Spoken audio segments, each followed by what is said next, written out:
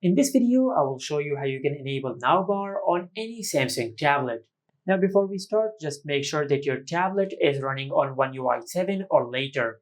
Because if your Samsung tablet is running on One UI 6 or older, then this feature will not be available on your tablet. So just keep that in mind. Now after you've done that, now to enable Nowbar, just go to Settings, and from here just scroll down and tap on Lock Screen. On this page, you will find the option of Nowbar. Now just tap on it. Now to enable Nowbar, just enable the toggle for the features which you want to see as a Nowbar. If you want to see your current mode in a Nowbar, just enable the toggle for current mode.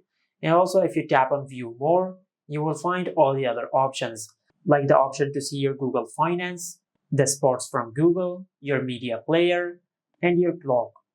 Now, if you go to your home screen and if you use any of these features, for an example, let's open the voice recorder. And also let's start a timer in the clock app.